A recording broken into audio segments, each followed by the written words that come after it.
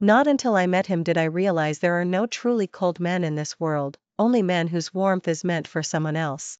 A crimson runner stretched from the chapel doors all the way to the altar. Clad in my wedding gown, roses in my arms, I was finally marrying the man I had loved for 8 years. The groom may now kiss the bride. Just as I waited for Derek's kiss to fall, his iPhone blared. He glanced at the screen, and his face went ashen. Before we continue, please subscribe to this channel and tell us in the comments where you're listening from. Ignoring the sea of eyes on and off the stage, he thumbed accept. Hello? What? Which hospital? Okay, I'm on my way. A friend of mine crashed her car, pretty bad. I need you to hold the fort tonight. That was all he tossed at me before sprinting down the aisle and disappearing, leaving me stranded in mortified silence. Gasps rippled through the chapel, some shocked, some pitying, others merely hungry for scandal, all of them skewering me. Only when my father stepped up from the head table and steadied my shoulders did the world come back into focus. I pulled myself together, beaming a gracious, sugary smile at the crowd. Sorry, everyone, something urgent came up for the groom. Please enjoy the food and drink and have a wonderful evening. I clung to the last scraps of dignity, playing hostess until the final toast. When I finally dragged my exhausted body back to the marital loft, I found a pair of white canvas sneakers parked beside Derek's leather Oxfords in the foyer. In the living room he was bending over a woman, pouring her a glass of water. Hearing the door, he turned. Serena, this is Bella, my friend, the one who crashed. Nothing life-threatening, but the doctor wants her monitored for a few days. I told her she could stay here so the follow-up's easier. You must be Serena. Derek talks about you all the time. The woman gave me a timid smile, voice soft as taffy. I'm so sorry to intrude. I sized her up. Delicate features, petite frame, voice sticky sweet. One calf was wrapped in gauze, just a surface scrape. Bad crash, critical condition, abandoned at the altar, strange woman in my marital home, tiny scrape. The frames overlapped in my skull, instinct screamed that this visitor came armed. Blood rushed roaring to my temples. What the hell, Derek? I slammed my keys onto the console, stormed straight at her, and jabbed a finger at her bandage. This is your definition of critical? Bella shot to her feet, eyes glistening. Serena, I was terrified. I didn't know who else to call. I honestly didn't mean to ruin anything.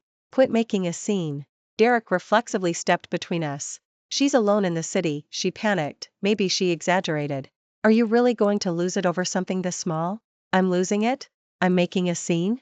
Relax, she'll be gone in a couple of days. He reached to soothe me. Don't touch me. I jerked away. You left me on our wedding day for one phone call, and now you move her into our house? Serena, please don't blame Derek, it's my fault. I'll check into a hotel, I won't be in your way anymore. At the threat of her leaving, Derek pivoted, gentle hand on her shoulder. You're staying. I decide what happens here. I decide? I gaped, voice cracking. This is our bridal home and you're giving bedroom priority to another woman, on our wedding night. I didn't know which of us had lost the plot, but at that moment he clearly saw me as the raving one. What's wrong with the bridal suite? She's injured, staying a few days, and you're shrieking like some fishwife? Bella timed a perfect tear, tugging his sleeve. Don't be mad at Serena, it's all my fault. Perfect. Just perfect. I watched the two of them and felt something between absurdity and nausea. Derek, it's her or me tonight, pick. I spun into the bedroom and began flinging clothes into a suitcase. He didn't follow, of course not, his radar was locked on her now. When I yanked the CA toward the door, Derek emerged from the kitchen carrying a bowl of noodles and set it in front of her. For a second I thought I was hallucinating. He cooks? In all our years together he's never entered the kitchen, yet the single meal he's ever prepared was offered, without a thought, to someone else, while I, once a pampered heiress who couldn't boil water, had turned myself into a housemaid, and felt proud of it. Pathetic. What drama now, in the middle of the night? I ignored him and rolled my suitcase on. Lightning split the sky, thunder crashed, and rain hurled itself against the panes like buckshot. Do you have to throw a tantrum for everyone? He grabbed my arm. Serena. Bella whimpered, please don't go. I'll leave tomorrow, I promise you'll never see me again. This has nothing to do with you, stay as long as you like. Derek told her, then rounded on me, irritation dripping. Do you live to make everyone miserable? I shook him off, marched back into the bedroom, locked the door, not out of obedience, but to spare myself further disgrace over a man no longer worth it. One thought hammered my skull, divorce. The very air here revolted me, yet since the marriage was already doomed, one more night wouldn't matter. Serena, stop sulking and open up, let's talk. He knocked again and again, absurd, he still believed it was a petty fit. I lay on the bed, silent. I hadn't eaten at the banquet, and my stomach ached with hollowness. At dawn the storm had passed, thin gray light filtering through the curtains. I hadn't slept, curled in a knot at the foot of the bed. The lock clicked softly, followed by a hesitant knock. Serena, I'm driving Bella for her checkup. Breakfast's on the table. He waited, hearing nothing, his footsteps receded. Murmurs drifted from the hallway, Bella's sugary gratitude, and then the click of the outer door. Only when quiet settled did I crawl out. On the dining table sat a white bowl of warm millet porridge, a dish of crisp pickles, and tea, with sets of chopsticks left in haste. On my wedding dawn morning, courtesy of another woman, I tasted the first, and last, breakfast Derek ever cooked. My iPhone buzzed. Zach, Derek's college buddy and co-founder. We'd become friends over the years, he never minced words. Is Bella at your place? He blurted as soon as I swiped. I just saw her WhatsApp story, heart-shaped pancakes, and that countertop looks exactly like your kitchen. He forwarded the screenshot.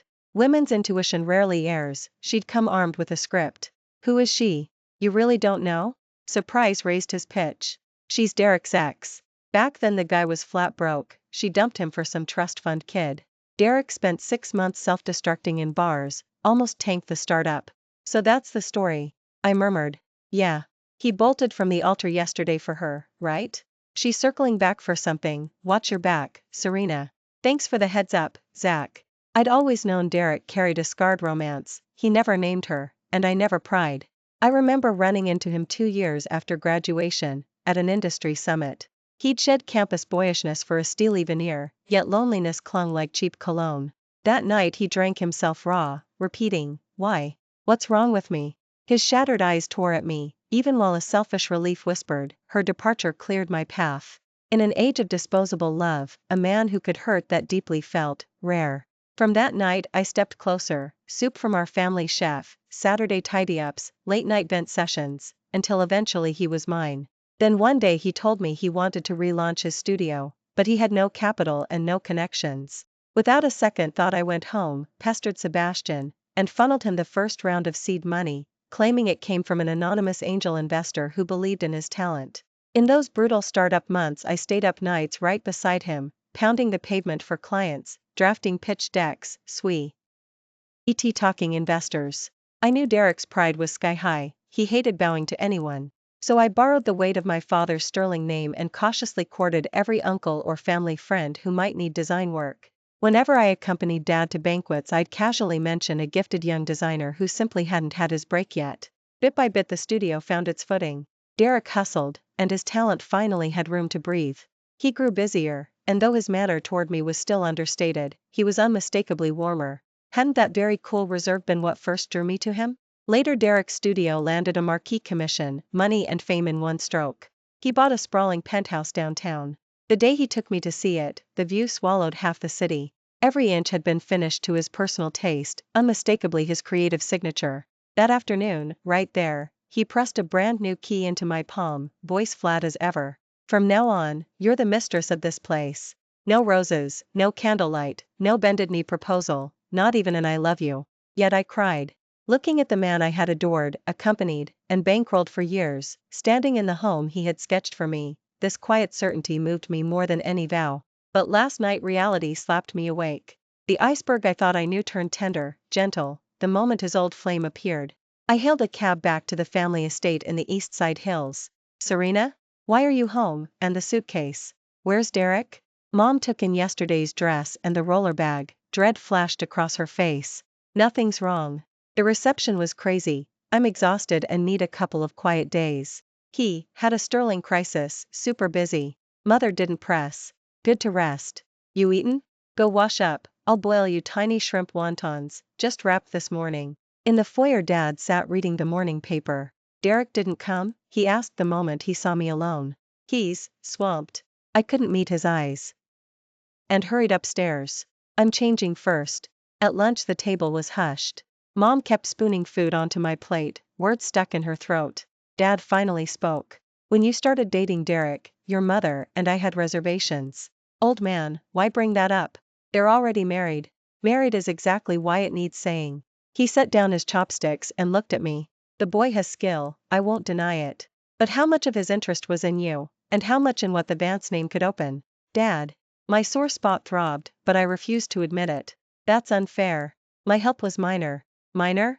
He snorted. The funds you secretly funneled through your brother, I knew. And last year, when his project almost collapsed, wasn't it Uncle Lee who doubled the investment as a favor to me? My face drained. Dad had seen everything and simply stayed silent. Sweetheart, we're not blaming you. We only fear you'll be shortchanged, hurt. We want for nothing, only your peace of mind. With Derek, there's always a wall we can't scale. Seeing their worry, my eyes burned, tears fell before I could stop them. Dad, Mom, you're right. I want a divorce. Divorce? The word shocked them. Did you fight? Because he bolted yesterday? Mom clasped my hand. Pretty much. Ridiculous. You insisted on marrying him, now, day 2, you're home talking divorce, trying to give me a heart attack? Dad slammed the table. Old Vance, easy. She's hurting. She's hurting? So am I. He grew louder. Is marriage a joke? You picked the man, the whole city watched you wed, and 24 hours later you want out? A farce. Derek embarrassed us yesterday, and today you stomp home threatening divorce. Our name is mud. Exactly because he could abandon me at the altar, disgrace our family. I want out. Sigh, what's done is done, arguing blame solves nothing. Dad's tone softened. Be magnanimous, give your newborn marriage, a chance. Right, my stubborn choice. What face did I have to cry now? Those 2 days at home. Derek rang several times. I let it go to voicemail. His text slid from "stop throwing a tantrum" to "Serena, let's talk, Bella moves out tomorrow, I mishandled it, come home." The third morning Derek arrived, arms laden with expensive gifts. Dad, Mom, sorry I worried you. He humbled himself. I neglected Serena's feelings while sorting a friend's crisis. Dad nodded. Drive and loyalty matter, but know your priorities. Put your family first from now on. Yes, sir. He walked over, crouched in front of me. Serena, are you a little less angry? I swear it won't happen again.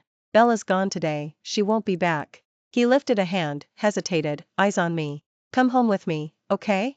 I had never seen Derek like this, ice melted, entitlement gone, almost pleading. Once, I'd have glowed, thrilled he finally stooped for me. Now it felt like shabby theater. But seeing my parents worry, I nodded anyway. Agreeing to return is the decision I will regret most in my life. The instant I pushed open the bedroom door I froze.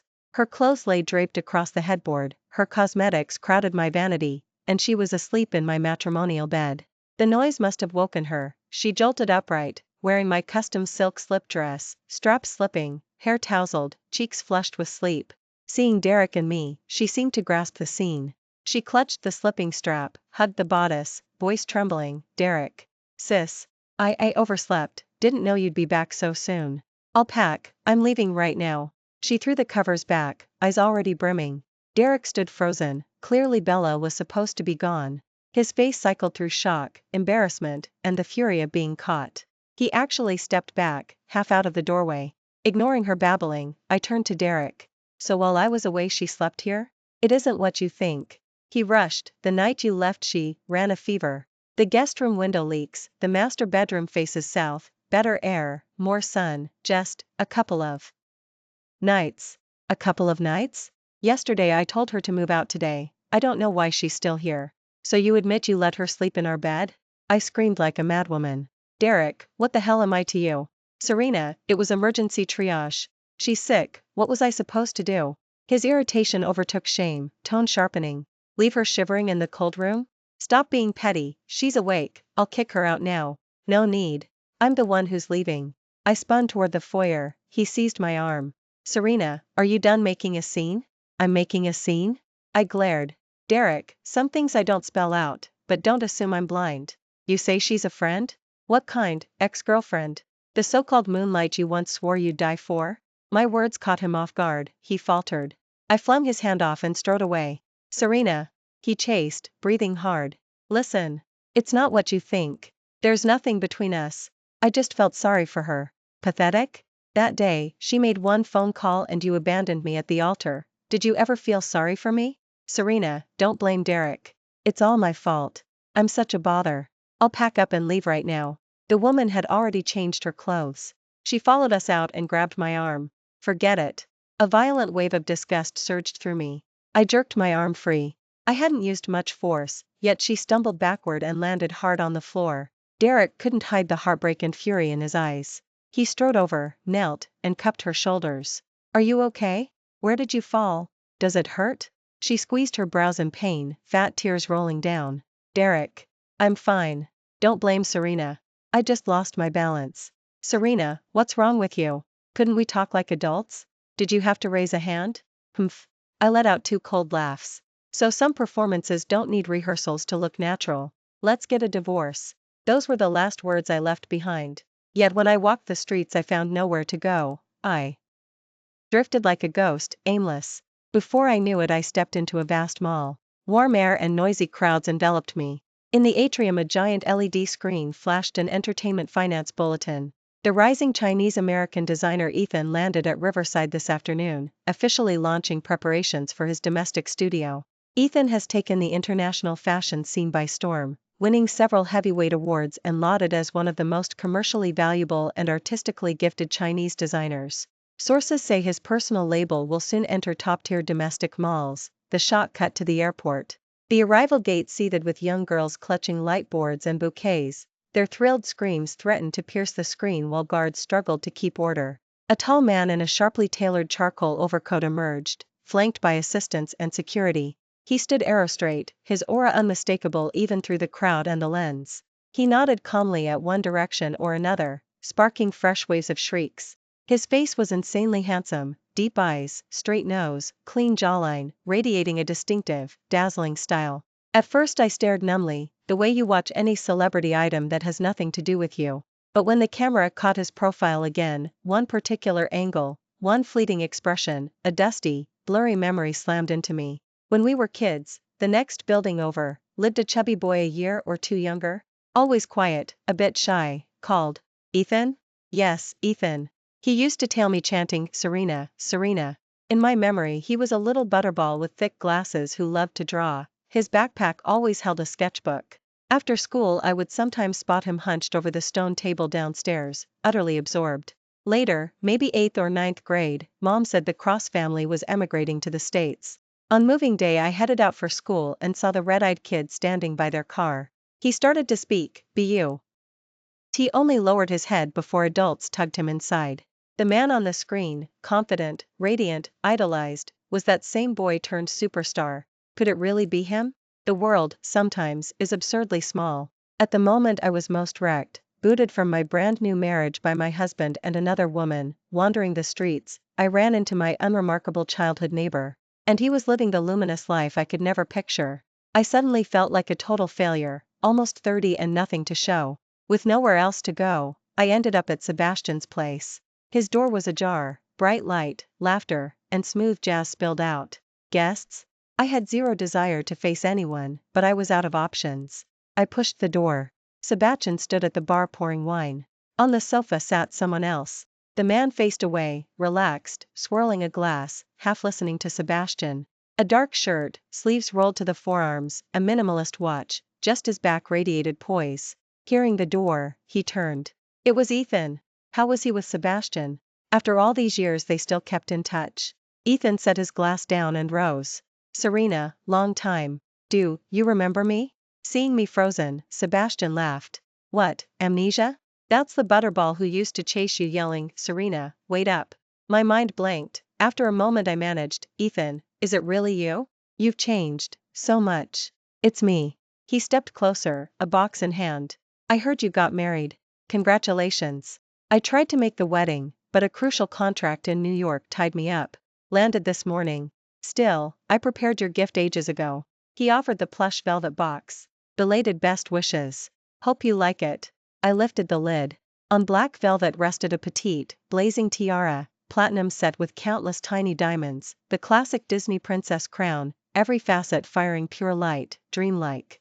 He still remembered a childish joke from years ago. Back then, before he moved, I played princess downstairs with some girls. He sat nearby with his sketchbook, watching silently.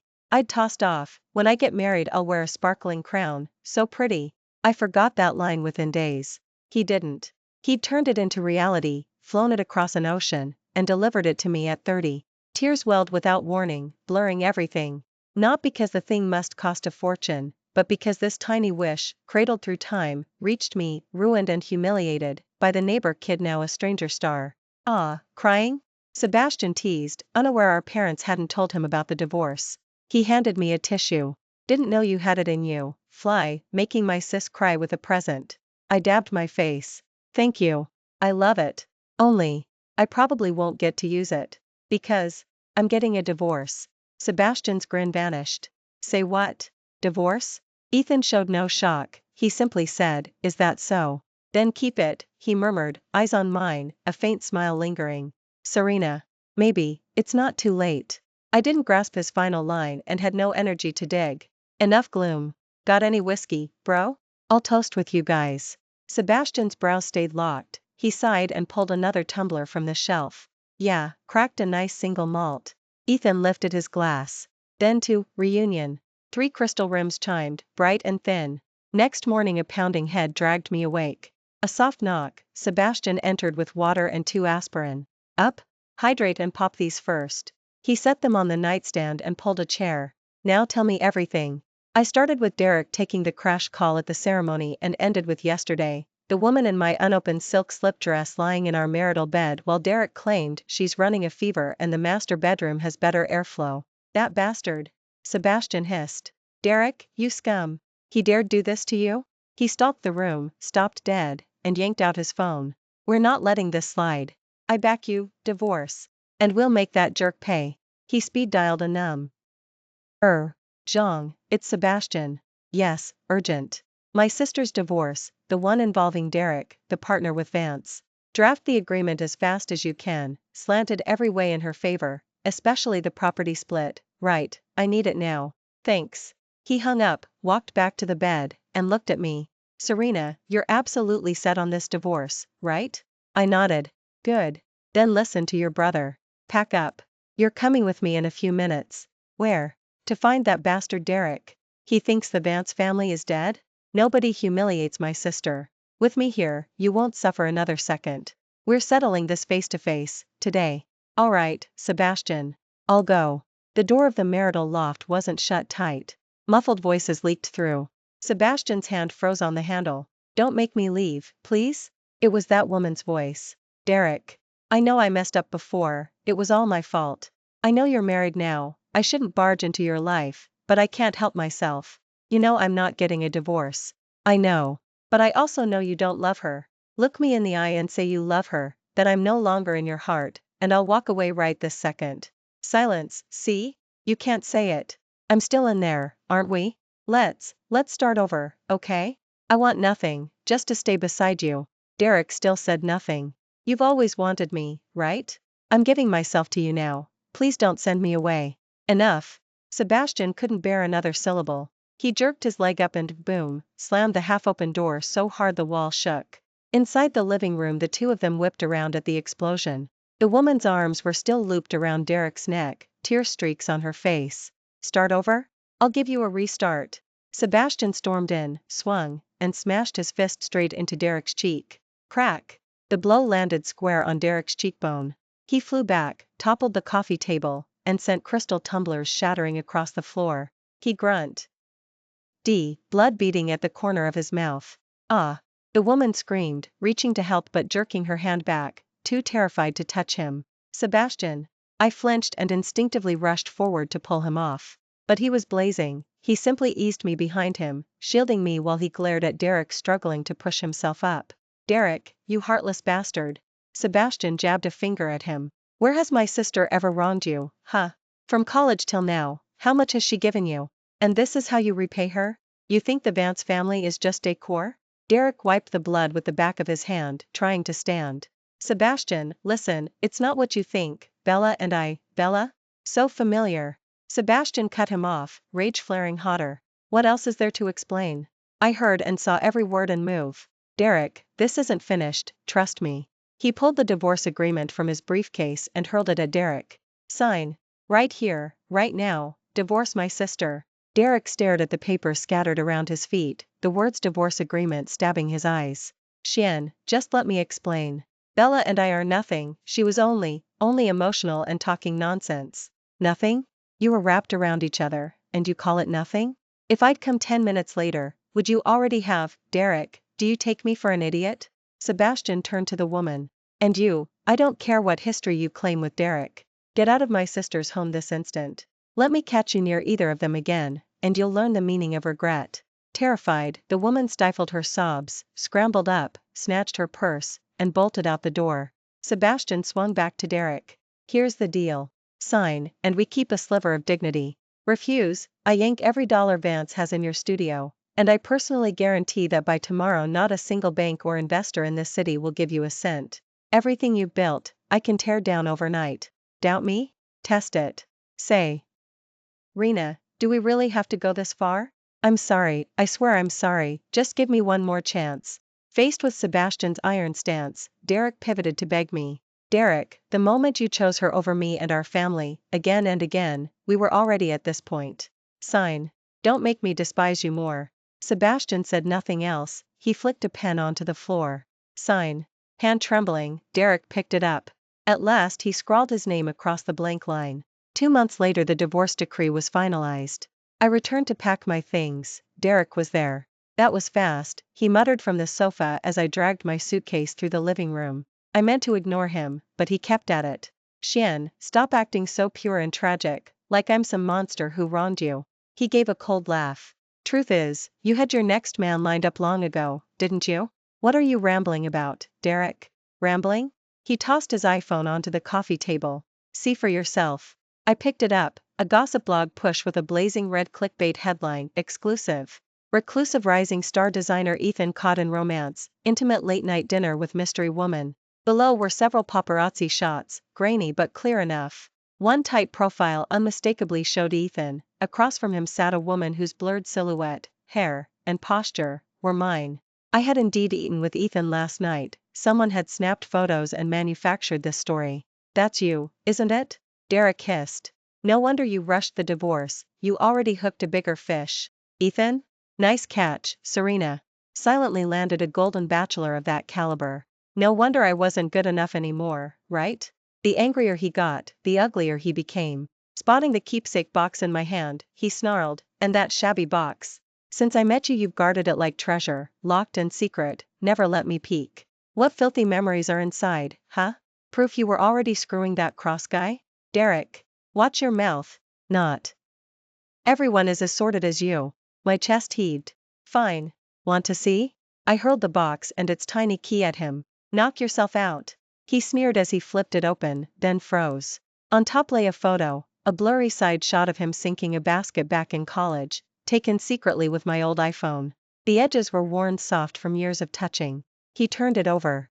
A date, and in minuscule writing, he won today, smiled so bright. Beneath it were ticket stubs, every design show or competition he'd ever entered. Another slip, a press clipping I'd peeled from the campus bulletin, announcing his award with his name highlighted. Dozens of such scraps filled the small wooden chest. Each item ordinary, trivial, yet they were the traces I'd gathered, grain by grain, in the years when he barely knew I existed. Satisfied? I watched his face shift from shock to regret, but I felt nothing anymore. This loft, I'm giving it back to you. Another woman has been here, I find it filthy. As for these scraps, I once wanted a keepsake for the love I gave. Now it's pointless. Do what you want, trash them, burn them, I don't care. I lifted my small suitcase, turned, and walked out without a backward glance. This time I truly left the past, and the girl who had once lived only for him, locked inside that room. From that day Derek began calling me non-stop, texting endlessly. When I didn't answer, he started sending gifts, every package returned unopened. Then he began showing up wherever I might be. The first time was outside my father's building. He leaned against his car, straightening the moment I stepped out. Serena. He hurried toward me. I didn't look back. Actually, Ethan had come for me that day too. I pulled open his door and climbed inside. In the rearview mirror I watched Derek's frozen silhouette shrink, then vanish altogether. After that he began waiting for me everywhere I went, the cafe I liked, the library, even outside the Vance estate. Tonight the rain was falling hard, and wreck started bombing my phone again. The messages cycled through the same broken record. I was wrong, forgive me, just give me one more chance, I can't live without you, every syllable soaked in alcohol and a cornered kind of madness. I didn't answer. Then a new bubble popped up. I'm outside your building. I'll wait until you agree to see me. I lifted a corner of the curtain and looked down. Under the street lamp he stood without an umbrella, head tilted, eyes fixed on my window. A late autumn rain, cold enough to cut bone. In the end I couldn't stand it. I took an umbrella downstairs. Derek was practically numb from the cold. Only when I stepped close did he jolt back to life, hope erupting in his hollow eyes. He seized the hand holding the umbrella, words tumbling over each other. Serena, you finally came down, that means I'm still in your heart, right? He clung like a drowning man. I know I was a bastard. I wasn't even human. I put you through so much. I'm sorry, I'm so sorry. I regret it every single minute. Serena, let's start over, just like before, no, better than before. I swear I'll spend my life making it up to you. Trust me one more time, just one. His voice cracked, swallowed by the rain, raw and desperate. Tears streamed down, indistinguishable from the water falling from the sky. This man who had cast every shred of pride aside, groveling in the dirt, bore no resemblance to the cold, arrogant Derek of old. I pulled my hand free. Derek, can you stop being so childish? Quit staging this cheap drama. I'm not acting, I mean every word. I was scum. He started slapping himself. Enough. It's over. All you're doing is proving I was right to leave. Listen carefully, I don't love you. Haven't for a long time. Your regret, your pain, your redemption, none of it concerns me. Please, stay out of my life. I held the umbrella out. Take it. Go home. But he still wouldn't quit. He only switched tactics, trying real ways to beg for forgiving. He had messages relayed to Sebastian, offered to transfer part of Sterling's shares to me as compensation. Sebastian shot him down flat. Serena's doing fine. She doesn't need your scraps and wants nothing more to do with you. Save it. Later Zach told me Derek hadn't seen that woman again, had sunk into depression, neglected Sterling, and let business slide.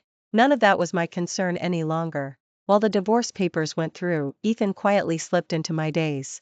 Sebastian said Ethan had asked about me all these years. When he learned I had someone, he stayed away. He saw how low I felt and set out to cheer me up, driving me to watch meteor showers, chase sunrises, catch fireflies. One night I offhandedly mentioned steamed buns from a shop in the South End. He crossed the city in the small hours just to bring me that taste I'd been craving. Things I'd never felt with Derek, being cherished, being noticed. At Ethan's invitation I attended the domestic debut runway show of his personal label. I sat in the VIP seat he'd saved for me. On stage the LED wall was dark except for a single minimalist word, true love. Around me fashion editors, celebrities, top buyers, financial reporters whispered guesses about the hot new designer's collection. Lights dimmed, a spotlight hit the side curtain and Ethan walked out. He wore a custom charcoal suit, barely adorned, the cut emphasizing his broad shoulders and clean lines. After a brief hello he signaled the crew to roll the film. The screen bloomed with quick black and white flashes, a balcony in an old walk-up, green ivy trailing from rusted railings, sun filtering through plane trees, dappling cracked stucco, a little girl scuffed Mary Jane's kicking a pebble along cobblestones, images nostalgic, quiet, grainy with time. His low voiceover threaded through, this collection is called True Love. Its inspiration isn't some grand tale or abstract idea, but something very personal, very specific. Memory. Second chance. A careless sentence one childhood afternoon, and decades later, the urge to make it real. Murmurs rippled, such intimate, poetic candor felt radical in haute jewelry circles. The film ended, lights refocused, the piano turned ethereal. A display rose and rotated, black velvet, glass domes, pieces gleaming within. I spotted the necklace star trail, the brooch glimmer, the earrings daybreak, the bracelet memory lock, and warmth swelled in my chest.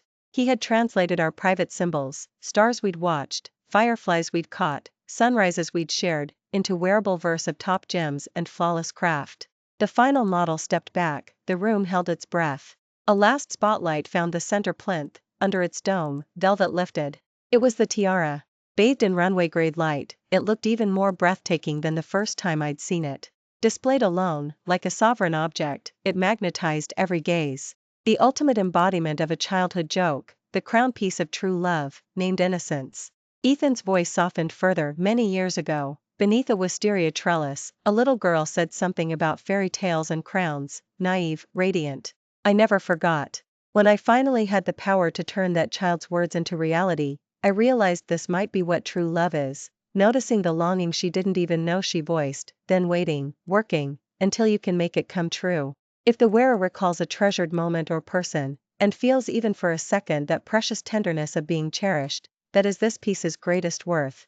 A hush, then thunderous, sustained applause exploded, cameras fired a blinding white tide. Sure the show was over, Ethan lifted a hand. Before I go, I need to thank someone. He looked straight at me. Serena, this entire true love collection lives because of her. He walked over, dropped to one knee before the world's lenses. Serena, will you marry me? Will you let me spend every remaining day finishing our own private FAIRY tale? Under the silent weight of the globe I looked at Ethan and, slowly, nodded. Yes, I will. He slipped a ring onto my finger, clean design, top-grade diamond, inside our initials and today's date. The frozen hush shattered, applause, cheers, blessings crashed like a tsunami, flashbulbs immortalizing the moment fashion and gossip pages will rerun forever. The past dissolved like smoke. The little girl who once dreamed of a crystal crown beneath purple blossoms had, at last, met her prince, her love declared, honored, witnessed by the world. Thanks for listening to today's story. If you enjoyed it, please hit like and share it with friends. We look forward to your thoughts in the comments. Don't forget to subscribe for more amazing tales. See you next time.